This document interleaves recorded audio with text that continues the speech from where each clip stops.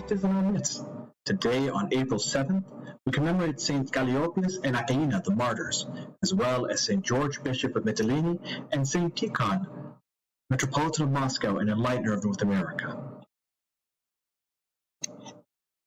Regarding Saints Calliopus the Martyr, Rufinius the Deacon, and Akylina the Martyr in Sinope, the holy martyr Calliopus was from Perga in Pamphylia, brought up in piety by his godly mother Theoclia. When the persecution of Maximian broke out, St. Calliopus presented himself of his own accord before the governor Maximius in Pompeiopoulos of Galatia. After he had suffered many torments, his mother visited him in prison and encouraged him in his martyrdom.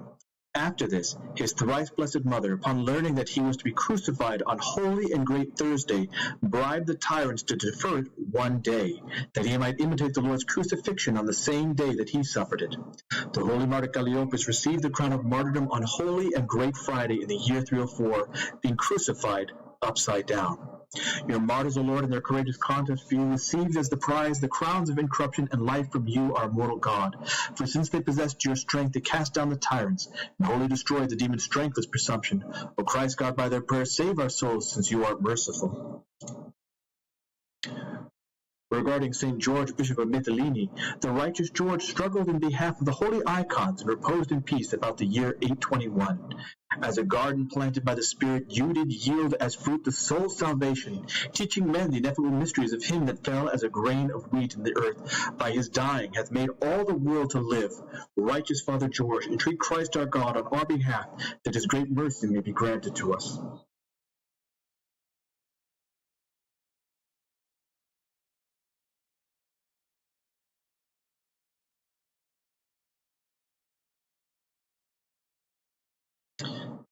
And finally, regarding Saint Tikhon, Patriarch of Moscow and Enlightener of North America.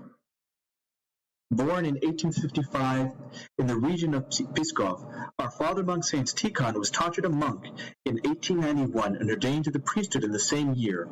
In 1897, he was consecrated Bishop of Lublin, a year later appointed Bishop of Alaska and the Aleutian Islands, with his see extending to all of North America from 1900 onwards.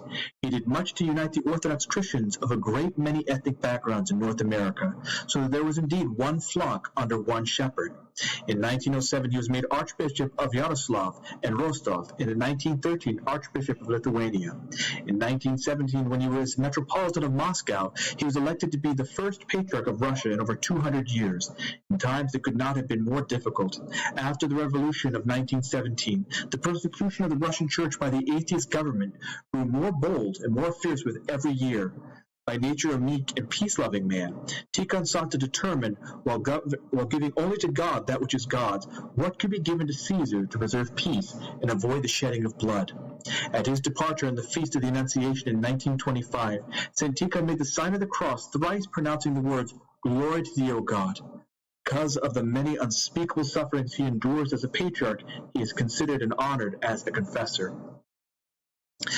It should be noted that St. Tikhon's repose was on the Feast of the Annunciation according to the old calendar, but on the new calendar he reposed on April 7th.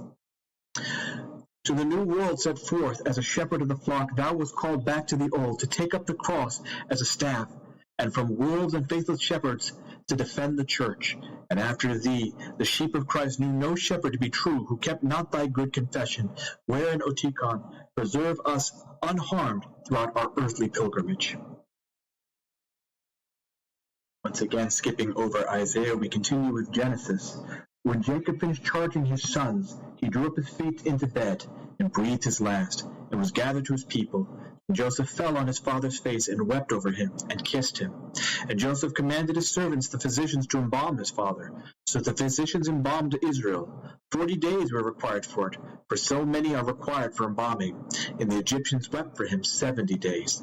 And when the days of weeping for him were past, Joseph spoke to the household of Pharaoh, saying, If now I have found favor in your eyes, speak, I pray you, in the ears of Pharaoh, saying, My father made me swear, saying, I am about to die. In my tomb, which I hewed out for myself in the land of Canaan, there shall you bury me. Now therefore let me go, I pray you, and bury my father, then I will return. And Pharaoh answered, Go up and bury your father, as he made you swear. So Joseph went up to bury his father, and with him went up all the servants of Pharaoh, the elders of his household, and all the elders of the land of Egypt, as well as the household of Joseph, his brothers, and his father's household. Only their children, their flocks, and their herds were left in the land of Goshen. And there went up with him both chariots and horsemen. It was a very great company. When they came to the threshing floor of Atad, which is beyond the Jordan, they lamented there with a great, very sorrowful lamentation. And he made a mourning for his father 7 days. When the inhabitants of the land, the Canaanites, saw the mourning on the threshing floor of Atad, they said, "This is a grievous mourning to the Egyptians." Therefore the place was named Abel-Miriam. It is beyond the Jordan. Thus his sons did for him as he had commanded them. For his sons carried him to the land of Canaan and buried him in the cave at the field of Machpelah, to the east of Mamre, which Abraham bought with the field of Ephron the Hittite to possess as a burying place. After he had buried his father, Joseph returned to Egypt with his brothers and all who had gone up with him to bury his father. When Joseph's brothers saw that their father was dead, they said, "It may be that Joseph will hate us and pay us back for all the evil which we did to him." So they sent a message to Joseph, saying, "Your father gave this command before he died. Say to Joseph, 'Forgive, I pray you, the transgression of your brothers and their sin, because they did evil to you. Now we pray you, forgive the transgression of the servants of God of your father.'" Joseph wept when they spoke to him. His brothers also came and fell down before him and said, "Behold, we are your servants." But Joseph said to them, "Fear not, for am I in the place of God? As for you, you meant evil against me, but God meant it for good, to bring it about that many people should be kept alive as they are today. So do not fear. I will provide for you and your little ones." Thus he reassured them and comforted them. So Joseph dwelt in Egypt, he and his father's house, and Joseph lived 110 years. And Joseph saw Ephraim's children of the 3rd generation. The children also of Machir, the son of Manasseh, were brought up in Joseph's knees.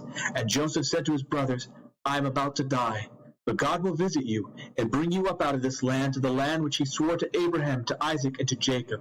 Then Joseph took an oath on the sons of Israel, saying, "God will visit you, and you shall carry my bones from here." So Joseph died, being 110 years old, and they embalmed him. He was put in a coffin in Egypt. This is the closing of our Lenten journey through Genesis, as tomorrow is the Saturday of Lazarus. We will close out our final readings of Lent with Proverbs. "Open your mouth for the dumb, for the rights of all who are left desolate. Open your mouth, judge righteously, maintain the rights of the poor and needy. A good wife who can find? She is far from more precious than jewels. The heart of her husband trusts in her, and he will have no lack of gain.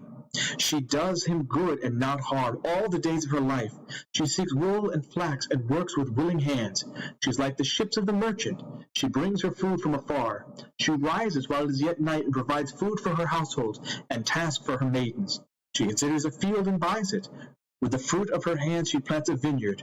She girds her loins with strength and makes her arms strong. She perceives that her merchandise is profitable. Her lamps does not go out at night. She puts her hands to the distaff, and her hands hold the spindle. She opens her hand to the poor and reaches out her hand to the needy. She is not afraid of snow for her household, for all her household are clothed in scarlet. She makes herself coverings. Her clothing is fine linen and purple. Her husband is known in the gates, when he sits among the elders of the land. She makes linen garments and sells them. She delivers girdles to the merchant. Strength and dignity are her clothing, and she laughs at the time to come. She opens her mouth with wisdom, and the teaching of kindness is on her tongue. She looks well to the ways of her household, and does not eat the bread of idleness. Her children rise up and call her blessed. Her husband also, he praises her. Many women have done excellently, but you surpass them all. Charm is deceitful, and beauty is vain, but a woman who fears the Lord is to be praised. Give her of the fruits of her hands, and let her work praise her in the gates. I hope that you've enjoyed today's Spiritual Calisthenics. Have a blessed and wonderful day.